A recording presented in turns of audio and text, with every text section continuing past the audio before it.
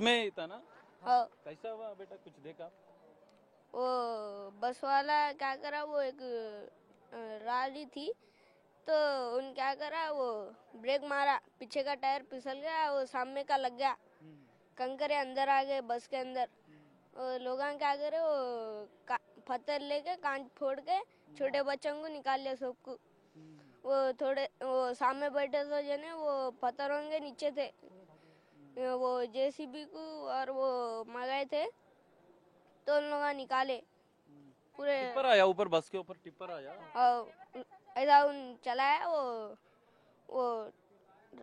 वो रहते पत्थरों का था कंकर वो। का। हाँ, तो वो ऊपर हो गया, पूरा पलट गया पूरा वो। बस के ऊपर हाँ, हाँ। पूरा वो फट गया था, वो नीचे अंदर आ गया। आगे तो फिर वो आदमी क्या करे, देख के कांचा फोड़े, फिर पूरे लोग आए निकाले। फिर वो हम लोग बच गए, लेकिन हमारे मम्मी ने बचा। आपका मम्मी पापा भी आपके साथ में थे बस हाँ, में बैठा? वो अपॉइंटमेंट था ऐसा हॉस्पिटल का, मम्मी को बतलाने जा रहे थे। ओके। तो आपको कौन बाहर निकाला? वो अंकल थे वहाँ, वो हमारे अब्बू वहाँ खिड़की का लेके जाके उतारे, वो अंकल नीचे से ले लिए। नीचे से 3 बच्चे को ले लिया? हाँ, पूरा को ले लिए। సో ఇది చూడొచ్చు, బస్సులో ఉన్నటువంటి ఓ చిన్నారి చెప్తున్నటువంటి పరిస్థితి. తన తల్లిదండ్రులతో కలిసి ముగ్గురు పిల్లలతో కలిసి వారు వెళ్తున్న నేపథ్యంలో ఈ ప్రమాదం జరిగింది. ఒక్కసారిగా బస్సు ఢీకొనడం, బస్సుని టిప్పర్ ఢీకొనడంతో కంకర అంతా కూడా పూర్తిగా మా మీద పడిపోయింది. మమ్మల్ని వెంటనే ఒక అంకుల్ ఆ అద్దాలని పగలగొట్టి బయటికి పంపించారు. దీంతో మేము బయటపడ్డాం. మా ముగ్గురు వాళ్ళ కుటుంబాలకు, ఒక ఫ్యామిలీకి సంబంధించిన ముగ్గురు పిల్లలతో తల్లిదండ్రులు ఇటు ఆసుపత్రికి చూపించుకోవడానికి వెళ్తున్నారు. సో ఈ నేపథ్యంలో ఆ ముగ్గురు పిల్లలు ప్రాణాలతో బయటపడ్డారు. తల్లి మృతి చెందగా ఇందులో తండ్రి తీవ్ర గాయాలై ఆసుపత్రిలో చికిత్స పొందుతున్న పరిస్థితి.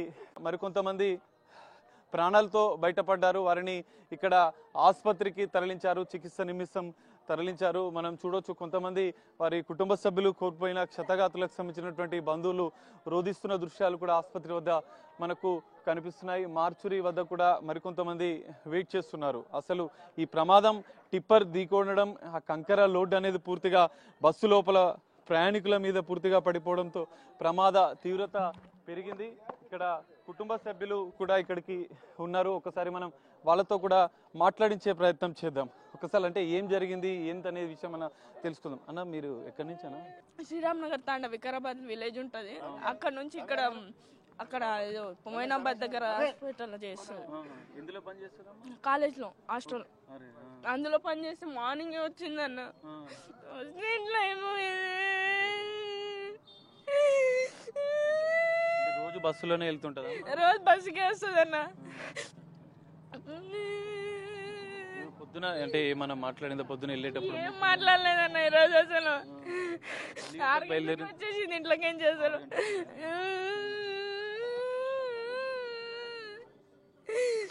పొద్దున వెళ్ళేటప్పుడు ఏమన్నా చెప్పిందా మీతో? అసలు ఏంది, ఎట్లా జరిగింది అనేది మాకేం తెలుసు అన్నాడు ఎట్లా జరిగింది అనేది. చూడొచ్చు, ఇక్కడ కుటుంబ సభ్యులు తన తల్లిని కోల్పోయింది. ఉదయమే కాలేజీలో పనిచేస్తున్నటువంటి తల్లి మొయినాబాద్కు వెళ్తుంది. రోజు ఆర్టీసీ బస్సులోనే వెళ్తుంది. కానీ ఈరోజు ఈ ప్రమాదం జరుగుతుందని అనుకోలేదు. తల్లిని కోల్పోయామంటూ హృదయ విదారకంగా రోధిస్తున్న పరిస్థితి. ఇక్కడ మార్చిరి వద్ద కూడా మరికొంతమంది ఇటు కుటుంబ సభ్యులు కూడా రోధిస్తున్న పరిస్థితి. సో ఈ మొత్తం ప్రమాదం పైన కూడా ఇప్పటికే అధికారులు అప్రమత్తమయ్యారు. వైద్య శాఖకు సంబంధించినటువంటి అధికారులు అప్రమత్తమయ్యారు. సహాయక చర్యలు చేపట్టేందుకైతే సిద్ధమైన పరిస్థితి. ఆసుపత్రి వద్ద అత్యంత హృదయ విదారక దృశ్యాలు మనకు కనిపిస్తున్నాయి. ఉదయం